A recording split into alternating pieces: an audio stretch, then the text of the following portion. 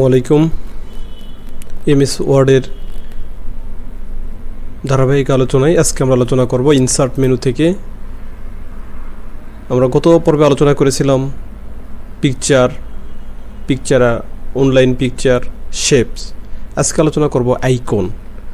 আমি যখন আইকন মেনুটার উপরে ক্লিক করলাম তখন আমার এখানে কম্পিউটারে অবস্থিত বিভিন্ন আইকনগুলো আমার সামনে শো হয়ে গেল।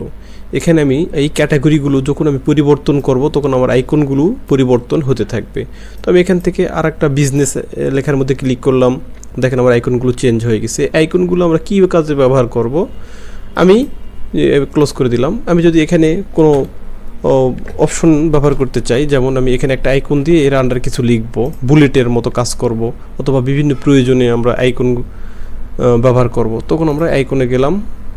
আইকনে প্রবেশ করার পরে ধরুন আমি ঘড়ির একটা আইকন ব্যবহার করবো, ক্লিক করে যখন আমি এখানে ইনসার্ট করব তখন আইকনটা এখানে আসবে। আসার পরে আইকনটাকে আমরা প্রয়োজনে ছোট বড় করতে পারবো, করে আমরা এর পাশে থেকে আমরা বিভিন্ন অপশন লিখতে পারবো। এরকম করে আমরা বিভিন্ন আইকন দিয়ে বুলেট হিসেবে ব্যবহার করে আমরা বিভিন্ন কাজ করতে পারবো, অথবা আইকন দ্বারা বিভিন্ন ধরনের আমরা ডিজাইনও করতে পারবো। তো আবার আইকনে প্রবেশ করলাম। আইকনে প্রবেশ করার পরে যদি একই সাথে আমার অনেকগুলো আইকনের প্রয়োজন হয়, আমি এখানে ক্লিক করলাম, এখানে ইনসার্টে একটা আসলো, আর একটাতে ক্লিক করলাম, দুইটা আসলো। এভাবে আমরা একের অধিক আইকনও সিলেক্ট করে আমরা আমাদের কাগজে নিতে পারবো। আমি এখানে ইনসার্ট করলাম, ইনসার্ট করার পরে এতগুলো আইকন আমার সামনে চলে আসলো। সেম আসার পরে দেখেন আমি চাইলে দুই সরাতে পারতেছি না, নড়াতে পারতেছি না। এর কারণ একটাই, যখন আমরা ডকুমেন্টে কোনো ছবি অ্যাড করব সেই ছবিটা এভাবে ফিক্সড হয়ে থাকবে। যে ছবিটাকে আমরা নড়াচড়া করতে চাই তখনই সাথে সাথে ফরম্যাট মেনু আসবে। আমরা আগের পর্বে আলোচনা করেছিলাম এখান থেকে ওয়ার্প টেক্সট, এখান থেকে প্রথমেই আমাকে বিহাইন্ড টেক্সট করতে হবে। তাহলে এই সব করা ছবিকে আমি দেখেন বিহাইন্ড টেক্সট করে নিচ্ছি। এখান থেকে বিহাইন্ড টেক্সট, আবার এখানে ক্লিক বিহাইন্ড টেক্সট। এখন আমি চাইলে এই ছবিগুলো ধরে যে কোনো জায়গায় সরাতে পারবো, নড়াতে পারবো। তাহলে ডকুমেন্টে ছবি অ্যাড করার পরে প্রথম কাজটাই হচ্ছে বিহাইন্ড টেক্সট করে আমি সেই ছবিটাকে ফ্রি করে নিব। নেওয়ার পরে আমি যে কোনো জায়গায় সরাতে পারবো, নড়াতে পারবো, ছোট বড় করতে পারবো। এভাবে আমরা বিভিন্ন আইকন নিয়ে আমাদের প্রয়োজন অনুযায়ী বিভিন্ন ডিজাইন করতে পারি, বিভিন্ন কাজ করতে পারি। আমি ক্লিক করে করে আবার ডিলিট করে দিচ্ছি। তাহলে আমরা ইনসার্ট মেনুর এই আইকন অপশন থেকে আমাদের প্রয়োজন এবং চাহিদা অনুযায়ী আমরা বিভিন্ন ধরনের আইকন আমরা ব্যবহার করব, বিভিন্ন ডিজাইনের ক্ষেত্রে হোক বা যে কাজের জন্য আমরা ব্যবহার করা প্রয়োজন। তাহলে আমরা আজকে দেখব যে এখানে কী কী ধরনের আইকন আছে। এই সবগুলো অপশনে আপনারা প্রবেশ করবেন, প্রবেশ করে দেখবেন যে কোন ধরনের আপনার আইকন এখানে অবস্থিত, আর সেগুলো নিয়ে আপনি কাজ করতে পারবেন। স্পোর্টস সংক্রান্ত বিভিন্ন চাহিদা অনুযায়ী আপনার এখানে আইকনগুলো রয়ে গেছে। আমরা সবগুলো একটা একটা করে চেক করে দেখব কি কি এখানে আইকন অবস্থিত। আমি এটাকে ক্লোজ করে দিলাম। আইকনের পরে 3D মডেল এখানে গেলাম, যাওয়ার পরে এখান থেকে ফ্রম এ ফাইল, মানে আমি যদি কোনো নির্দিষ্ট ফাইল থেকে এখানে অ্যাড করতে চাই সেই ক্ষেত্রে, অথবা নিচেরটা হচ্ছে ফ্রম অনলাইন সোর্স, এখানে আমি ক্লিক করলাম। এক্ষেত্রে আমার কম্পিউটারে নেট ব্যবস্থা থাকতে হবে। এখানে প্রবেশ করার পরে সেম বিভিন্ন নামে বিভিন্ন ধরনের এখানে 3D এগুলো। তো যেটা আপনার পছন্দ সেটার মধ্যে আপনি ক্লিক করলেন। এখান থেকে কোন ডিজাইনটা আপনার ভালো লাগতেছে, ধরেন আপনার এটা ভালো লাগতেছে, এখানে আপনি ক্লিক করলেন। ক্লিক করার পরে আমরা সেই জিনিসটা লোড হওয়া পর্যন্ত একটু অপেক্ষা করব। করার পরে আমার এখান থেকে যেটা পছন্দ হবে আমি সেই পছন্দর ইয়েটার মধ্যে আমি এখান থেকে ক্লিক করবো। যেমন আমি এটা ক্লিক করে এখানে ইনসার্ট করলাম, করার পর ওই 3Dটা আমার এই পেজে অ্যাড হবে। সেই সময়টুকু আমাকে একটু অপেক্ষা করতে হবে, কারণ 3D ইমেজগুলো নিলে যদি আপনার কম্পিউটারের গতি বা স্পিড ভালো না থাকে সেক্ষেত্রে মোটামুটি সময় লাগবে। আর কম্পিউটারের মান যদি ভালো হয় তাহলে অল্প সময়েই করা সম্ভব। তো একটু ধৈর্য ধরতে হবে জিনিসটা লোড হয়ে আমার কম্পিউটারে আসা পর্যন্ত। দেখেন আমি যে ছবিটা পছন্দ করলাম সেই ছবিটা আমার কাগজে এসে গেছে। 3D এখান থেকে সুবিধাটা কি, আপনি দেখেন এখানে যে চিহ্নটা দেখতে পাচ্ছেন, এই চিহ্ন দ্বারা আপনি এটাকে যে কোনো দিকে মুভ করতে পারবেন, ঘোরাতে পারবেন, নড়াতে পারবেন। এভাবে আপনি বিভিন্ন ডিজাইন করে, যেমন দেখেন 3D সে মোডে সে ঘুরতেছে, এখান থেকে বিভিন্ন দিকে সাইড করতে পারবেন। এইভাবে আপনি বিভিন্ন ডিজাইনের কাজ করতে পারবেন। এটা কাগজে স্থির রেখে এটা একটা ভিডিওর মতো চলমান থাকবে, অ্যানিমেশনগুলো করবে। এই হচ্ছে 3D সুবিধা। অর্থাৎ আপনি এইভাবে বিভিন্ন 3D ব্যবহার করে এখান থেকে আপনার চাহিদা মূলত যে কোনো ডিজাইন আপনি করতে পারবেন। তো তাহলে আমরা দেখলাম এটা একটা ভিডিও টাইপ। চলে গেলাম আমি আবার ইনসার্ট মেনুতে, যাওয়ার পরে আমি এখান থেকে দেখলাম 3D এখান থেকে ফ্রম অনলাইন সার্ভিস, এখান থেকে আপনার কী করব, যে চাহিদা বা যে ডিজাইন অনুযায়ী আমাদের জিনিসগুলো প্রয়োজন সেখান থেকে আমরা সেটা নিয়ে ইনসার্ট করে আমরা কাজ করব। যেমন যদি এখানে ক্যাট অ্যান্ড ডগস একটা ক্লিক করি, করার পরে দেখেন আমি এখান থেকে একটা ক্যাট ইনসার্ট করি, এখানে যে ডিজাইনটা আমার পছন্দ হচ্ছে আমি সেই ডিজাইনটার মধ্যে একটা ক্লিক করলাম, করার পরে আমি এখানে ইনসার্ট ক্লিক করব, করার পরে একটু অপেক্ষা করব, এটা অনলাইন থেকে ইনসার্ট হয়ে আমার পেজে আসবে, সেই সময়টুকু অপেক্ষা করতে হবে। দেখেন ছবিটা আমার ডকুমেন্টে অ্যাড হয়ে গেল। অ্যাড হওয়ার পরে এই পয়েন্টগুলো থেকে আমরা এটাকে টেনে ছোটো বড়ো করতে পারবো, তারপরে এই মুভিংগুলো থেকে আপনি এটাকে ঘুরাতে পারবেন, রাউন্ড করতে পারবেন, যে কোনো সাইড এভাবে, অর্থাৎ আপনার যা প্রয়োজন সে অনুযায়ী এটাকে আপনি ব্যবহার করতে পারবেন। এভাবে আপনার ডকুমেন্টে রাখলেন একটা বাস্তবধর্মী একটা ছবির মতো সেটা দেখা যাবে, এভাবে এটাকে আপনি মুভিং করতে পারবেন। স্মার্ট আর্ট মেনুতে যখন আমি ক্লিক করব তখন আমি এখানে কিছু ছক দেখতে পাচ্ছি। এই ছকগুলো অর্থাৎ বিভিন্ন ধরনের জীবন প্রণালী তৈরির সময় বা বিভিন্ন ছকের মাধ্যমে আমরা কোনো কিছু বোঝানোর জন্য এগুলো ব্যবহার করে থাকি। তো ধরুন এখান থেকে আমি একটা জীবন প্রণালী দেখানোর মতো আমি একটা ছক পছন্দ করে আমি এখানে ওকে করলাম, করলেই দেখেন ওই টাইপের ছকগুলো আমার সামনে চলে আসলো। আমরা এখানে টেক্সট এখানে লিখতে বলতেছে, এখানে লিখবো, এইভাবে আমরা বিভিন্ন চার্ট তৈরি করব। তো এই মেনুটা নির্বাচন করার সাথে সাথে আমাকে কিন্তু নতুন আরও একটা মেনু দিল, ডিজাইন এবং ফরম্যাট। উপরে লেখা আছে দেখেন স্মার্ট আর্ট টুলস, এটা হচ্ছে ফরম্যাট, এটা হচ্ছে ডিজাইন মেনু। মানে এখান থেকে আমরা এই জিনিসগুলোকে আরও ডিজাইন করতে পারবো। তো এখানে নির্ধারিত কিছু ঘর দেওয়া আছে, যদি আমরা মনে করি এই কটা ঘরে আমার সম্ভব না, আমার আরও লাগবে ঘর, সেক্ষেত্রে এই ঘরগুলো আমরা আরও বৃদ্ধি করতে পারবো। প্রয়োজন না থাকলে আমরা আরও যে জিনিসগুলোকে রিমুভ করে ছোট করে নিতে পারবো।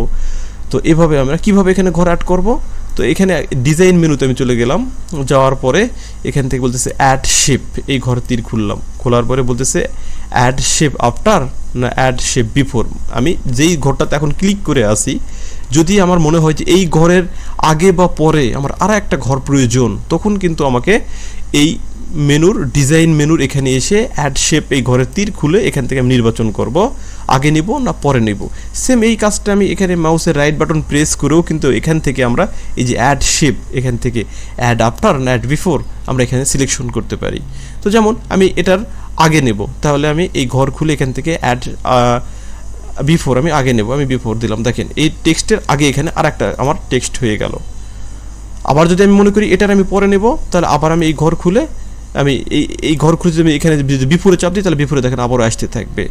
সেম এইভাবে যদি আমি এটার প্রয়োজন মনে করি যে না আমি অনেকগুলো নিয়ে ফেলছি, এতগুলো আমার লাগবে না, আমি ডিলিট করতে চাই, সেক্ষেত্রে আপনি যে কোনো ঘরের মধ্যে ক্লিক করে ডিলিট চাপ দেন, ডিলিট হয়ে যাবে। আবার ক্লিক ডিলিট চলে যাচ্ছে, ক্লিক ডিলিট চলে যাচ্ছে।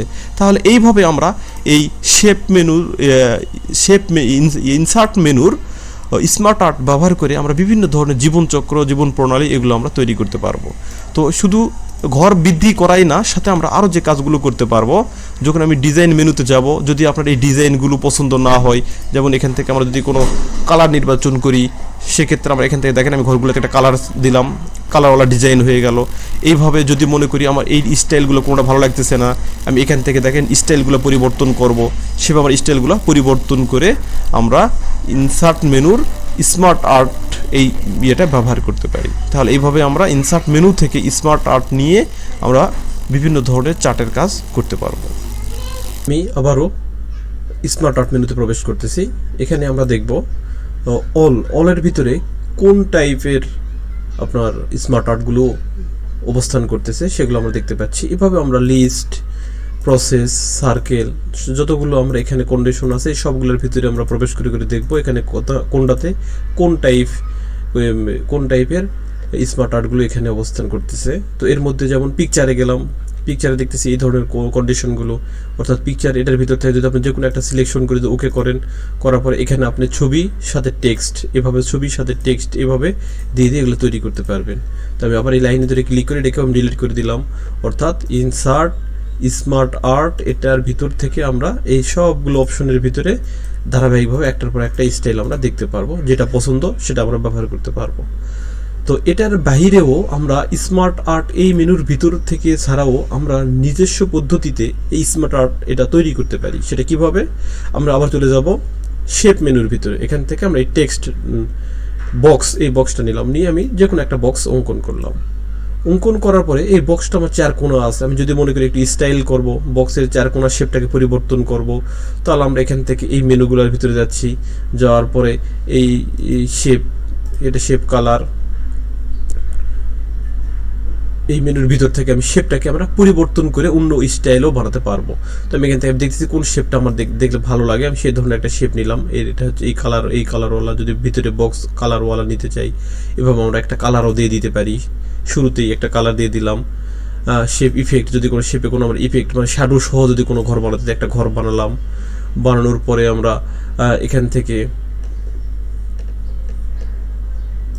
থেকে লেখাগুলো করে স্টাইল যদি ভিতরে করতে চাই, সেখানে ভিতরে স্টাইল করে আমি একটা বক্স আমি তৈরি করলাম। একটা বক্স তৈরি করার পরে এই বক্সটা আমরা বারবার কপি করে নিচে এনে বসাবো। আমার যতটুকু ছোট বড় দরকার আমি ছোট বড় করে নিতে পারি, এভাবে আমি ছোট বড় করতে পারবো। তারপরে এই বক্সটাকে আমি কপি করে নিচে নামাবো। কিভাবে? আমি বক্সের লাইনের উপরে ক্লিক করব, করে কিবোর্ড থেকে কন্ট্রোল ধরে টান দেবো, দিলেই কপি হয়ে যাবে। দেখেন আমি যদি সাথে শিফট ধরি তাহলে সে সোজা যাবে। আমি সোজা এখানে একটা কপি বসালাম। এখন এটা তীর দিয়ে নিচে নামাই দেবো। এই ফরম্যাট মেনুর এই কোনায় এই ঘর খুলবো। এইখান থেকে কি ধরনের আমি তীর নেবো, ধরেন আমি এখান থেকে এই একটা তীর সিলেকশন করলাম, করে আমি এখান থেকে শিফট ধরে আমি টেনে আমি নিচে দেখাই দিলাম যে এই তীরের আন্ডারে এটা অবস্থান করতেছে। এই তীরটাকে একটু মোটা করতে চাই, এখান থেকে আমরা যতটুকু কালার একবার মোটা ডিজাইন করতে পারি, এভাবে মোটা করতে পারি। আমি চাইলে একটু কালার দিতে পারি। দেওয়ার পরে আবার আমি এটার আন্ডারে এখান থেকে আমি যদি মনে করি যে কন্ট্রোল জেড দিলাম, দুইটা সিলেকশন করা ছিল, আমি আবার একটা এখান থেকে সিলেকশন করলাম, করে আমি এই পাশে দিলাম। আবার আমি এটা এখান থেকে নিয়ে আমরা এই পাশে আর একটা দিলাম। দেওয়ার পরে যদি মনে করি যে এটা এরকম হবে না, আর একটু স্টাইল পরিবর্তন করতেছি আমি এই তীরটাকে আবার ডিলিট করে দিলাম। দিয়ে আবার আমি ইনসার্টে গেলাম, যার পর আবার আমি শেপ মেনুর ভিতর প্রবেশ করব। আমি আবার একটা তীর নিচ্ছি, নিয়ে এখান থেকে আমি ছোট্ট করে একটা টান দিলাম। দেওয়ার পরে তীরটাকে মোটা বা কালার একটা দিলাম, এই ঘর খুলে আর একটু মোটা করে দিই। তারপর আবার আমি এই সোজা এই তীর নিলাম, নিয়ে এখান থেকে শিফট ধরে এভাবে আমি টানলাম। টানার পরে এটাকে আমি অ্যারো দ্বারা একটু উপরে উঠিয়ে দিলাম। দিয়ে আবার আমি এটার মাথায় আমি যদি এটাকে আরো একটু মোটা করতে চাই, তাহলে এখান থেকে আমি বারবার এটাকে মোটা করে নেব। তারপরে আবার আমি এই তীর নিলাম, নিয়ে দেখাচ্ছি এটার আন্ডারে এটা। তারপরে আবার এই তীর কপি করে আমি এই মাঝখানে বসে দিচ্ছি এটা। তারপরে এখান থেকে এটা। এইভাবে আমরা আমাদের চাহিদা অনুযায়ী বিভিন্নভাবে আমরা এই ছকগুলো তৈরি করব। কাজের শেষে এই সবগুলোকে আমরা একত্রে একটা গ্রুপ করে দিব। কিভাবে গ্রুপ করব? হোম মেনুতে যাব, এই সিলেক্ট, আগে আমরা ড্রয়িং মেনুতেও কিন্তু এই কাজটা দেখেছিলাম। এই আমি সিলেক্ট অবজেক্ট নিলাম, নিয়ে সবগুলোর উপর ধরে আমি টেনে দিলাম। সবগুলো এগুলো সিলেক্ট হয়ে গেছে। এবার আমি যে কোনো একটা ঘরের উপরে গিয়ে রাইট ক্লিক করে এখান থেকে এই গ্রুপে আমি গিয়ে এইখান থেকে গ্রুপ করে দিলাম। তারপর কী হবে, আমার সবগুলো একটা গ্রুপে অ্যাড হয়ে যাবে। কন্ট্রোল জেড দিলাম, আমার সবগুলো সিলেকশন হয়নি, যার কারণে এখান থেকে দেখেন এই জিনিসগুলো বাদ পড়ে গেছে, তার কারণে দিলে গ্রুপে আসেনি।